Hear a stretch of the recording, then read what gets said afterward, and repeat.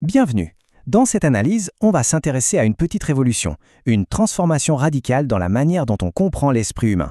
On va voir comment on est en train de passer d'étiquettes psychiatriques un peu rigides à une vision beaucoup plus dynamique. Allez, on commence tout de suite avec une question qui bouscule un peu les idées reçues. Quand on parle de dépression, est-ce qu'on imagine une seule et même chose pour tout le monde? Eh bien la réponse, comme on va le découvrir, est bien plus complexe qu'il n'y paraît. Et là, on touche vraiment au cœur du problème. Imaginez deux personnes. Toutes les deux reçoivent le même diagnostic, dépression. Sauf que leur quotidien n'a rien à voir. Le profil A, c'est une fatigue écrasante, une perte totale d'intérêt. Le profil B, lui, est rongé par l'anxiété, l'insomnie, l'irritabilité. C'est la même étiquette, oui, mais la réalité vécue est aux antipodes. Alors, comment on en est arrivé là? Ça nous amène directement au problème fondamental du modèle traditionnel en psychiatrie, le fameux problème des cases diagnostiques. En fait, pendant des dizaines d'années, la psychiatrie a fonctionné un peu comme avec une checklist. Le principe est simple, on prend une liste de symptômes, on la compare avec les critères d'un manuel, le plus connu étant le DSM, et si assez de cas sont cochés, hop, on a un diagnostic. Mais ce qui est assez fou, c'est que même les professionnels qui utilisent ce système au quotidien en voient les limites. Cette citation le dit très bien, pour beaucoup, ces catégories toutes faites n'aident pas vraiment à trouver le bon traitement, ni à savoir comment la situation d'un patient va évoluer. C'est pratique pour l'administration, mais pour la clinique, c'est une autre histoire. Donc en gros, le processus est très simple, presque trop simple. Des symptômes entrent d'un côté, une étiquette sort de l'autre. Le souci, c'est que l'esprit humain, lui, est rarement aussi bien rangé. Il n'aime pas trop rentrer dans les petites cases. Mais heureusement, les choses sont en train de changer. On assiste à l'émergence d'un tout nouveau modèle scientifique. L'idée n'est plus de remplir des cases, mais bien de cartographier les réseaux complexes de l'esprit. Bon, rentrons dans le vif du sujet. Cette perspective de réseau, elle vient tout chambouler. Au lieu de voir des troubles bien séparés les uns des autres, on commence à comprendre que l'esprit est un système où tout est lié. Les symptômes ne sont plus des points sur une liste, ils interagissent, ils s'influencent. Et pour se repérer dans cette nouvelle vision, il faut imaginer qu'on a deux grands types de cartes qui se complètent. D'un côté, la carte des symptômes, et de l'autre, la carte bien physique des connexions dans notre cerveau. Le réseau de symptômes, c'est une idée super intuitive en fait. Réfléchissez-y une seconde. L'insomnie, ça ne fait pas que nous fatiguer. Le manque de sommeil peut faire grimper l'anxiété. Et cette anxiété, à son tour, va rendre l'endormissement encore plus compliqué. Vous voyez le cercle vicieux. Les symptômes se nourrissent entre eux. Ce n'est plus une liste, c'est un vrai système en mouvement. Maintenant, passons à la deuxième carte, celle du cerveau.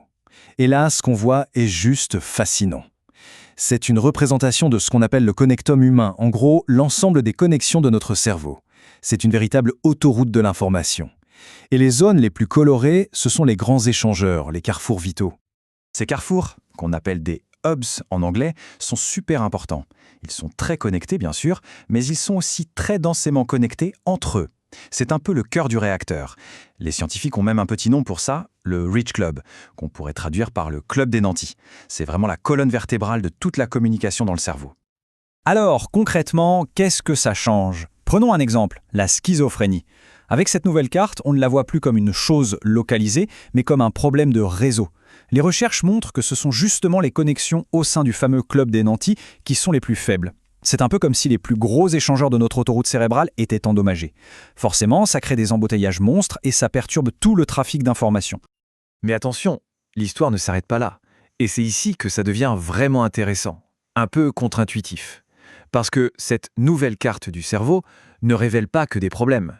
Elle met aussi en lumière d'incroyables forces. Ok, jusqu'ici on a beaucoup parlé de déficits, de perturbations, de ce qui ne marche pas. Mais si on se trompait de perspective, et si un câblage cérébral différent n'était pas forcément un défaut, mais plutôt une forme de spécialisation? Eh bien c'est exactement ce que des recherches passionnantes sur l'autisme sont en train de nous montrer. Cette image illustre que pour certaines personnes autistes, un schéma de connexion différent dans le cerveau n'est pas du tout synonyme de déficit. Au contraire, c'est directement lié à une véritable force, à un talent cognitif. Et ça, ce n'est pas juste une belle idée, on a des chiffres très concrets pour le prouver. Regardez ce tableau. Il montre les résultats à un test de puzzle visuel. Le groupe d'autistes avec ce qu'on appelle un pic de performance obtient un score moyen de 16,2. Pour comparer, le score moyen des personnes neurotypiques est de 10,9. La différence est juste énorme. Et le point clé à comprendre, c'est que cette performance exceptionnelle est directement liée à une connectivité plus forte dans les zones visuelles de leur cerveau. Autrement dit, leur cerveau n'est pas cassé. Il est hyper spécialisé. Il est optimisé pour traiter des informations visuelles complexes, ce qui leur permet de résoudre certains problèmes beaucoup plus vite et mieux que la moyenne. Bon, alors avec tout ça, où est-ce qu'on va? Qu'est-ce qu'on doit retenir de tout ça? Et c'est quoi finalement le futur que ces nouvelles cartes dessinent pour la santé mentale? Pour résumer, on est en train de jeter nos vieilles cartes routières de l'esprit, qui étaient pleines de frontières rigides et de catégories simplistes. À la place, on découvre des cartes incroyablement riches, détaillées, qui montrent un paysage de réseau dynamique, un paysage unique pour chaque personne. Et pourquoi c'est si important? D'abord parce que c'est une approche beaucoup plus personnelle, qui respecte enfin l'unicité de chacun. Ensuite, ça nous force à regarder au-delà de ce qui est considéré comme un déficit, pour aussi voir les forces, les talents.